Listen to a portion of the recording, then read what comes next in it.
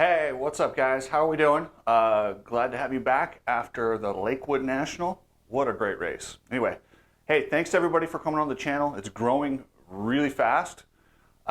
Remember, subscribe, like, leave some comments. Let me know what you think. Let me know what I got right. Let me know what I got wrong. And if you want merchandise, Hard Truth shirt or mug or some other stuff, just click the link in the description and we'll take you right there. I also want to welcome New Moon Crypto. New Moon Crypto will be joining as a sponsor.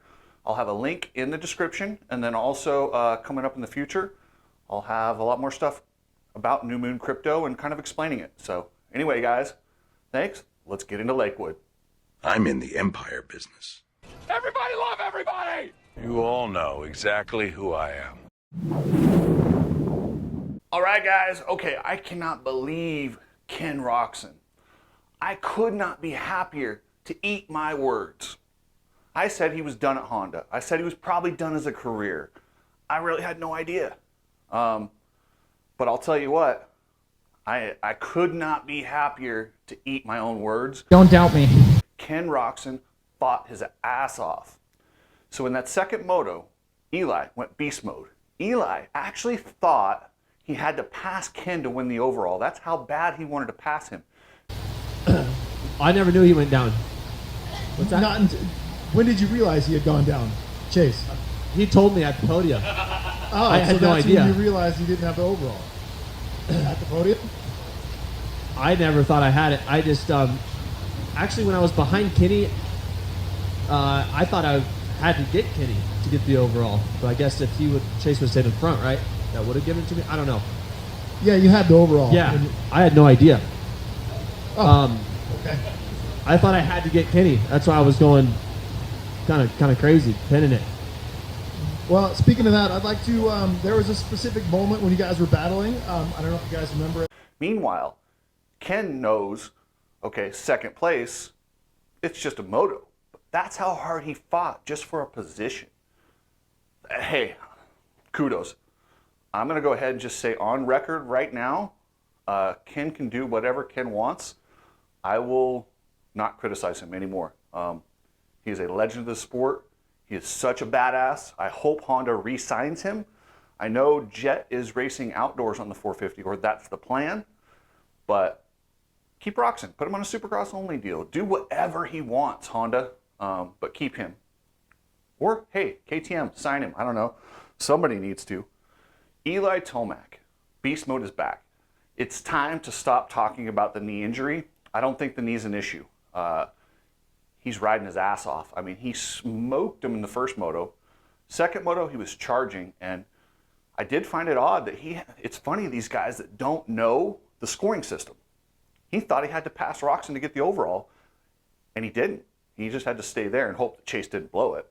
But if he could have just stayed right on Roczen, that way when Chase made his mistake, he would have got him too. He's looking at overall win.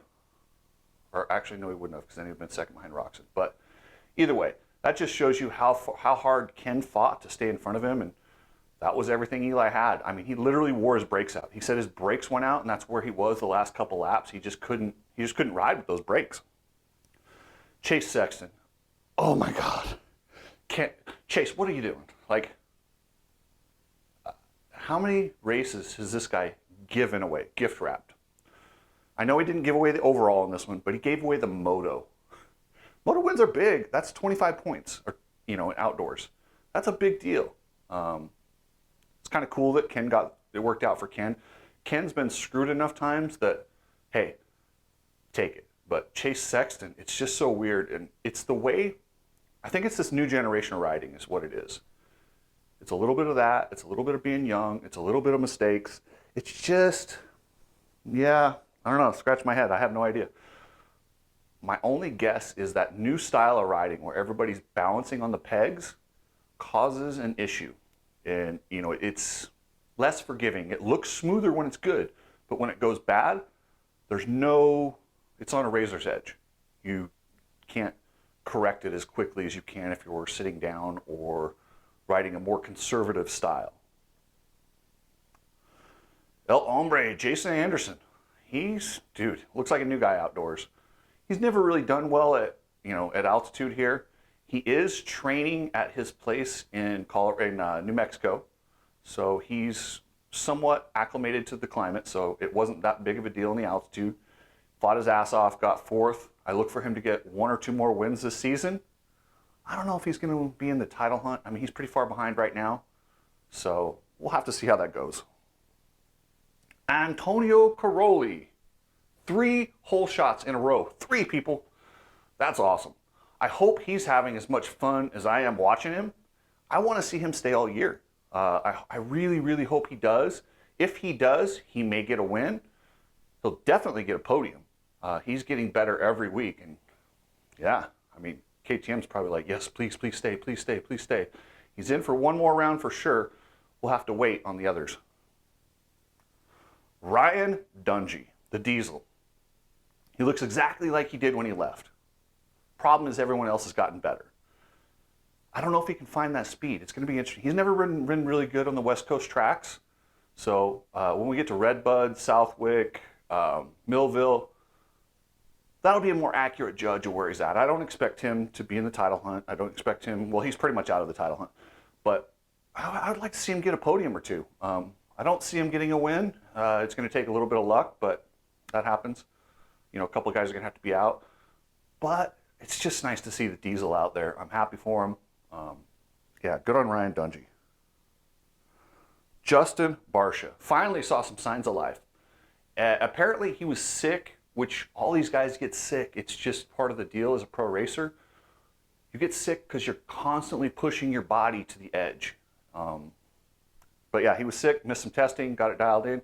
He also is not real good in these West Coast rounds, but he'll get a lot better as they go east. Shane McElrath. Okay, Husqvarna, what are you doing? Just sign the guy for the whole year. Stop with this whole 4-race prove yourself stuff. Shane McElrath is doing everything you asked and then some. He's holding the torch for the 450s. Dean Wilson probably won't do any better if he comes back. I love Dino, but that's just where he's at this point in his career. And Malcolm doesn't seem to want to come back. I guess he never even got surgery on his knee. They're just letting it heal. That's very suspect to me. I was really hoping to see Malcolm outdoors, but you know, keep McElrath. That's a great story of this whole deal. Let's see who's next here on my list. Joey Savacci. This is a great story. So he literally, I believe he probably lied to Kawasaki and said, yeah, oh, my knee's great, it's 100%. And they didn't test him, like our buddy Coach Rob said, do some box jumps, do all that stuff. And he just wanted the ride. You take the ride when it's presented because it's a cutthroat business. And if you pass on a ride, chances are you might never ever get another one. So good on Joey. And he's riding through the injury and looking really good. He's getting better and better. So we'll see where it ends up. Garrett Marchbanks. He is a 450 guy, period. I hope he never goes back to a 250. He looks good on the 450. He's getting comfortable. That Club MX team is full of just beasts. You got Alex Martin. Next year you got Jeremy Martin, Phil Nicoletti, Jay Sowen. I mean, it's a good team, a good ride, and hey, go 450, man. I think he can be a consistent top 10 guy and maybe springboard to a factory team. We'll see. Aaron Plessinger. Oh boy. Oh boy. Good thing he's got another year in his contract. Everybody loves Aaron. But as a factory KTM rider, you cannot be finishing that far back. You just can't.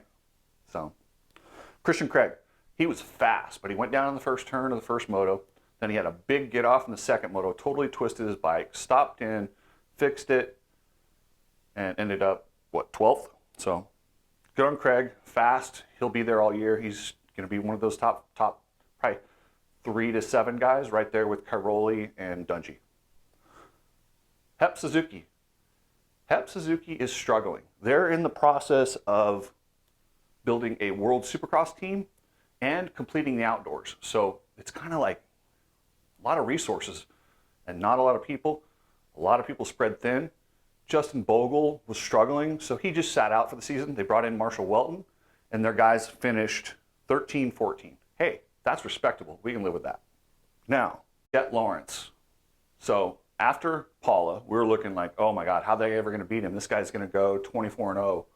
I didn't say 24-0, but there was 24-0 talk after the first round. He's that good. Then he gets this mystery illness, cold. If it was the virus everyone's worried about, nobody's talking about it, and nor should they, in my opinion. But let me break down why these guys get so sick all the time. Okay, so first off, you're in a truck in a close quarters with a bunch of people. You're going out there and taxing your body to its complete cardiovascular limits, weakening the immune system.